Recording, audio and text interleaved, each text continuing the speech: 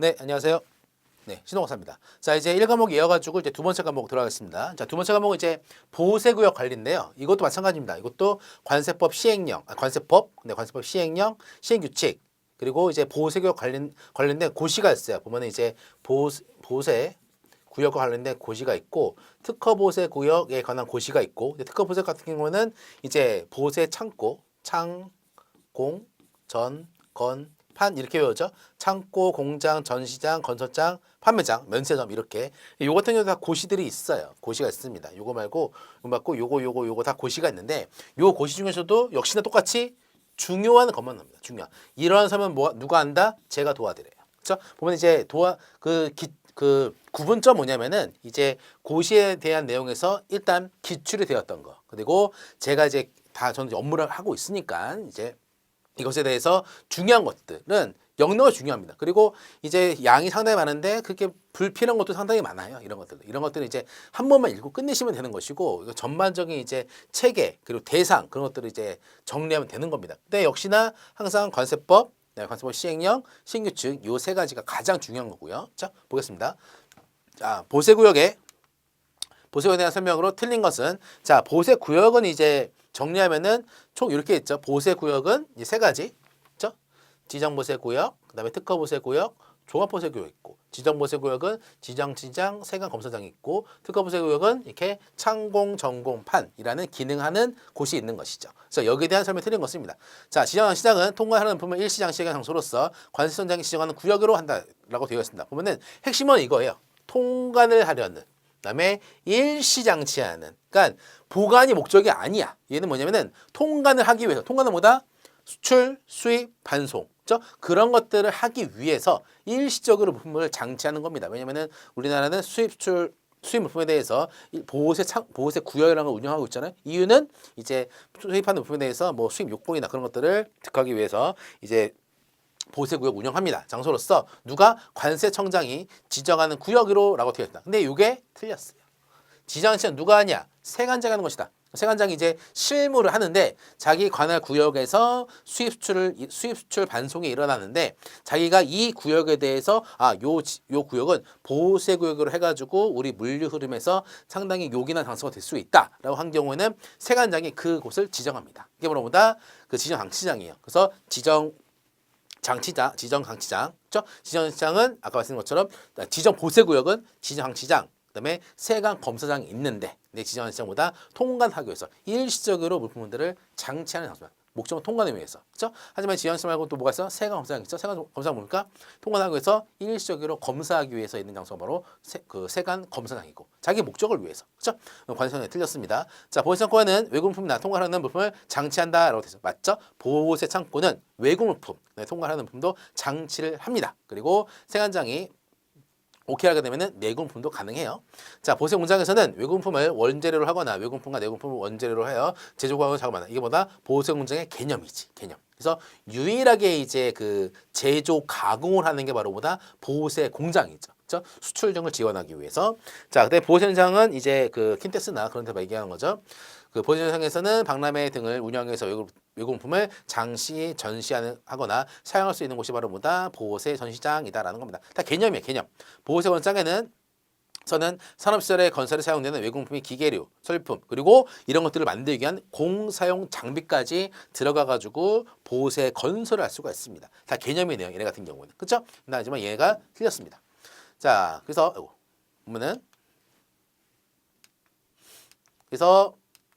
보면은 이제 지정시장은 뭐다? 통관할 품을 일시 장치하기 위해서 보다 세관장이 지정합니다. 그래서 요게 이제 틀렸죠. 아까 관세청장이었죠. 두 번째, 보호세창고 운영인이 세관장의 지체 없이 보고해야 할 사항으로 틀린 것은 일어났다. 요거를 문제를 보기 전에 뭐가 중요하면은 원래 보호세 구역은 누가 관리해야 되는 거예요? 원래는 세관장이 관리를 해야 돼. 세관장이. 근데 전국의 세관 공무원이 2,000명이 채 안 돼요. 인천공항에만 1,000명 있고 얼마 많지가 않아요. 근데 이렇게 그 보면은 이제 물류 흐름에 따라서 여러 가지 곳곳에 이제 보호세 창고를 두게 되는데 이런 것들을 이제 세관장이 다 관리할 수가 없어요. 그래서 세관장은 관리는 해야 돼. 어쩔 수 없이 해야 돼.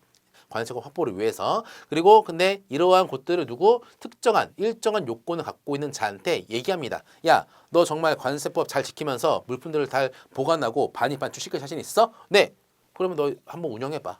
그럼 얘가 신청하는 경우에 얘가 이제 일정 요건을 충족하는 경우는 이곳을 보호세 창고로 하고 이거를 이제 운영한 저 뭐라고 한다? 특허부세 구역은 운영인이라고 합니다. 운영인이라고 합니다. 그래서 보호세 창고를 보호세 창고 특허부세 구역이잖아요. 운영인 보호세 창고를 운영한 자를 운영인이라고 합니다. 그래서 이런 자들은 원래 세관에서 관리해야 되는 보세구역을 자기네 명의로서 관리합니다. 당연히 세관장의 지시를 받고 일정한 반입, 반출, 특이사항에 대해서 얘한테 보고를 하겠지. 자, 이게 바로 요거예요. 그래서 세관장의 지시 없이 보호사항으로 틀린 것은 이라고 되었습니다. 자, 당연히 일 터지면 보고를 해야죠. 자, 보면은 이것도 어디 있는 것이다? 고시에 있는 겁니다. 그죠?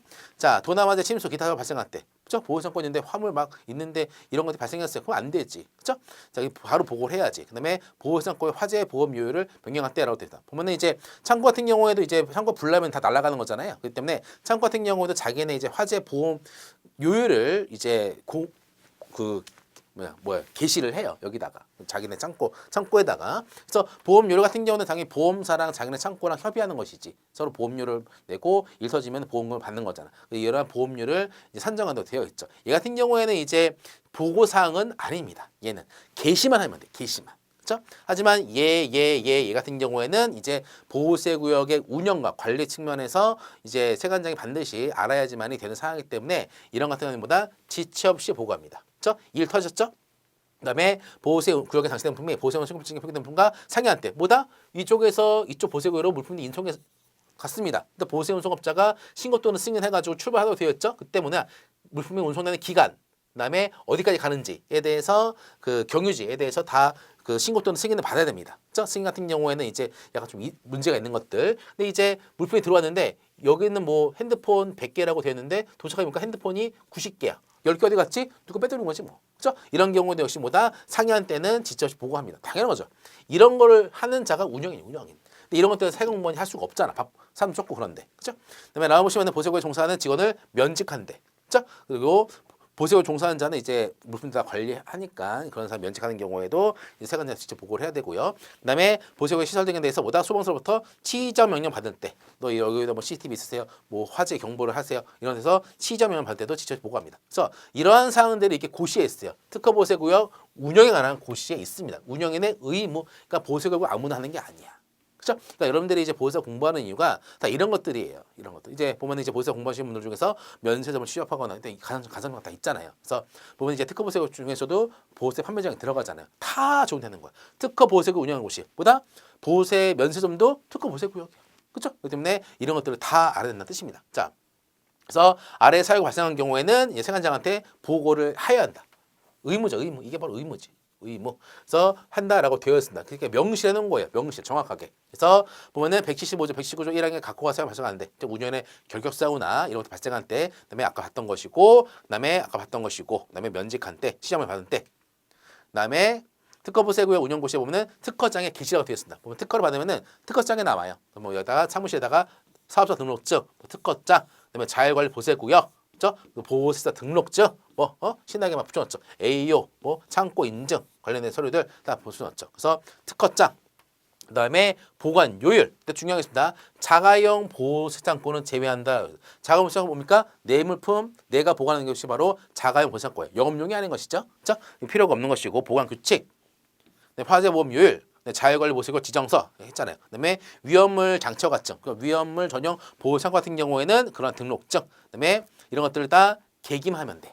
계기만. 그래서 이런 것들에 대해서 보고하는 게 아닙니다. 그다음에 운영인은 입구에다가 별표 1과 같은 간판을 게시하고 이건 뭐예요? 이곳은 세관장에 이거는 어디 세관에서 지정한 특허를 한 보호세 구역입니다. 세관 공무원의 명령을 받아야 되는 것이고 뭐 여기는 뭐 관리한다라고 적혀 있잖아요. 뭐 가보면은 이런 것들을 하고 뭐 울타리를 하고 이렇게 안내문을 게시한다라고 되어 있습니다. 그렇죠? 자, 3보시면 특허보세구 운영인이 다른 사람에게 자신의 상명과 상용을 사용하여 특허보세구 운영에 한 경우 이에 대한 세관적인 행정제재는 이렇게 돼요. 행정제재는 그래서 행정제재 같은 경우에는 특허보세구역은 가장 센 게 취소가 있고 그다음에 반입 정지 등이 있고 일 못해. 그다음에 경고가 있고, 그렇죠? 이런 것들이 있죠. 그죠?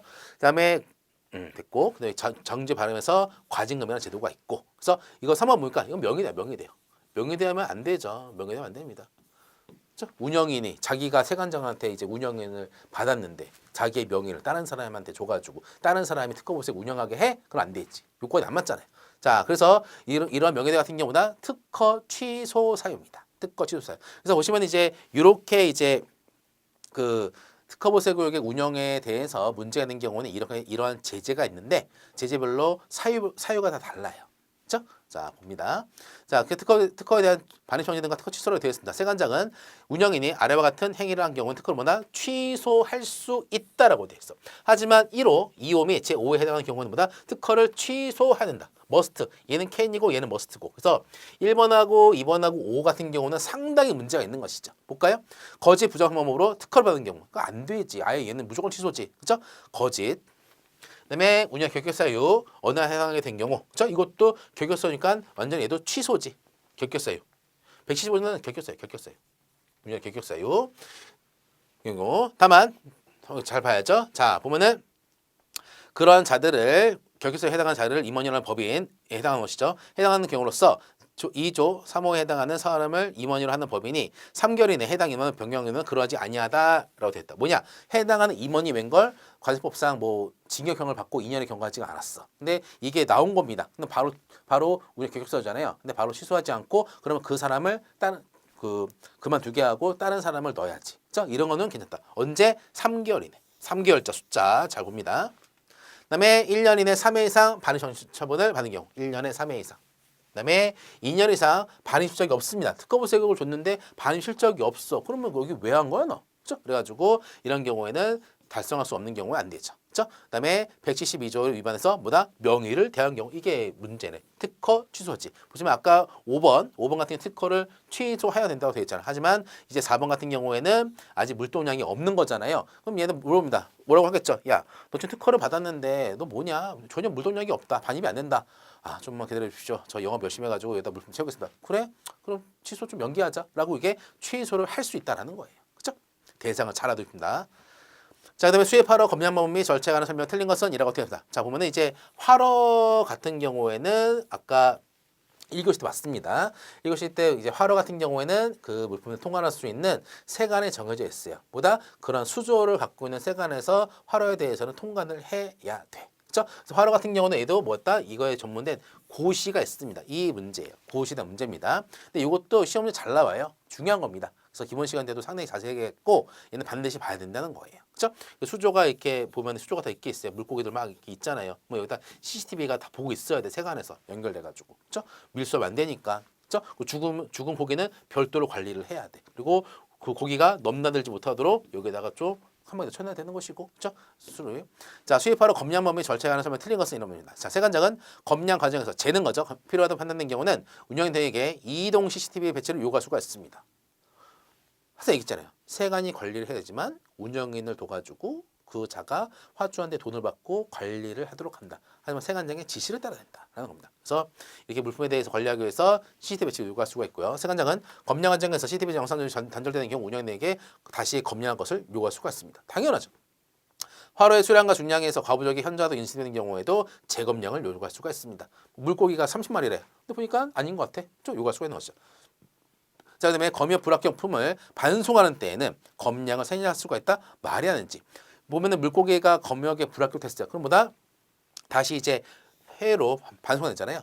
여기 보세요. 그러니까 해외에서 물고기 들어왔는데 다시 반송하는 것이지. 근데 이때 검량 생략할 수가 있다? 안 됩니다. 그렇죠? 좀 보게 될 거예요. 마번 세관장은 수립하러 검량법의 절차에 관해서 표준을 제정할 수가 있다. 누가 제정한다? 세관장이 제정합니다. 아, 이런 절차에 대해서 어떻게 할 것인지.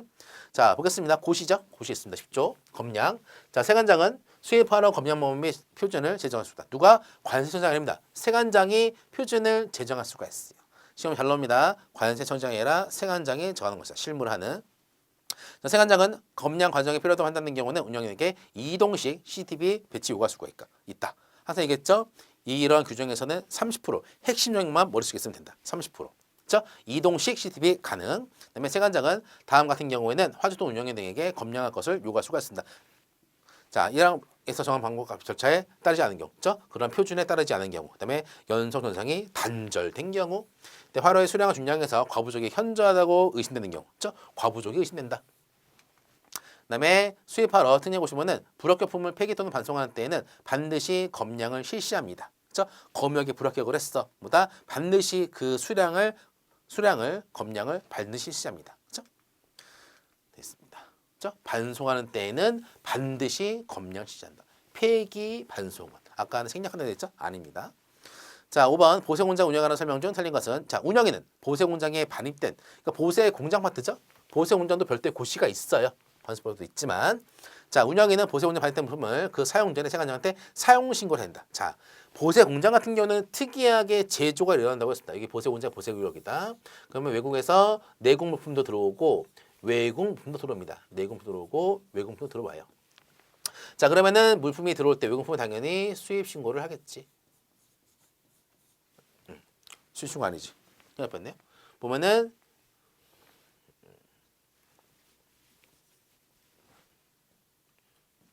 자, 보면은 보세 구역이 이렇게 있으면, 보세 공장이 있으면은 이제 내공품도 들어오고 외공품도 들어오죠. 그렇죠? 둘 다 들어올 때 무슨 신고한다? 반입 신고를 하죠. 자, 그러면 이것들이 이제 뭐 하냐? 생산에 들어갑니다. 그러면 생산에 들어가기 전에 무슨 신고한다? 전부 다 사용 신고합니다. 보면은 사용 신고하는데 어떤 서식을 거쳐서 수입 신고 서식 거쳐 가지고 사용 신고를 해요. 그렇죠? 과세 보류를 표기합니다. 사용 신고를 하고 이제 제조를 다 합니다. 그렇죠? 그다음에 수출하는 경우, 해외로 수출하는 경우, 그다음에 국내에 반입하는 수가 있지. 이때 뭐 한다? 수입 신고하고 이때 뭐 한다? 수출 신고합니다. 이게 바로 보세국의 가장 특징이야. 그중에서 보다 사용 신고라는 특이한 케이스입니다. 특이한 것들. 그렇죠? 자, 운영에는 보세공장 반입된 부품에 대해서 사용 전에 세관한테 사용 신고합니다. 과세 보류로서. 그래야지만 제조를 할 수가 있어요. 자, 그다음에 보세공장 외 작업허가. 그렇죠? 여기서 시설이 없다. 그럼 나가서도 할 수가 있어요. 보세공장 작업허가를 받은 장소 반입된 용품은 지정 기간이 있습니다. 그래서 보세공장 외 곳에서 작업하는데 이때 허가를 받아야 되는 것이고, 보세원 작업할 때 어떤 기간, 언제까지 하는지 기간에 대해서도 해야 됩니다. 그렇죠? 그때까지보다 보세공장에 있는 것으로 간주한다. 그러니까 지원은 다 지원이에요. 자, 보세공장의 작업허가 기간이 지난 경우에는 허가받은 용품이 아직도 거기 있는 때 누구부터 징수한다? 운영인부터 관세를 즉시 징수를 합니다. 이거 어디 있던 거예요? 특별 납세 문제가 있었던 거지. 그다음에 외국품이나 외국품과 내국품을 원재료로 하여 작업하는 경우 그로서 생긴 품보다 외국에서 우리나라에 도착한 외국 물품으로 보겠다라는 것이고. 자, 마번 보세 공장에서 내국품만을 원재료로 하여 제조 가공하고자 하는 자는 세관장한테 신고를 해야 된다? 아닙니다. 그렇죠? 보세 공장에서는 오로지 내국품만 갖고도 할 수가 있어요. 근데 얘 같은 경우에는 내국품 작업 허가입니다. 그렇죠? 자, 볼게요. 자, 보세 공장에서는 외국품 또는 외국품을 원재료, 그다음에 외내를 원재료로 해서 제조 가공할 수가 있습니다. 이게 바로 보세 공장의 개념이지. 그렇죠? 보세 공장에서는 세관장의 허가죠. 허가를 받지 아니하고는 오로지 내국품만을 원재료로 해서 작업을 할 수가 없습니다. 이거 언제 하는 거예요? 내가 보세 공장을 지었는데 웬걸 이 여기서 이제 외국에서 수입된 원재료가 있는 게 아니라 다 내국 원재료인 겁니다. 그렇죠? 그러면 이제 내국 물품만 갖고 이제 물품들을 만들어야죠. 그럼 얘는 뭐다? 일반 공장과 똑같은 게 돼버리는 거야. 그래서 이렇게 오로지 내국품 갖고 만든 경우에는 뭐다? 세관장의 허가를 받아야 됩니다. 허가.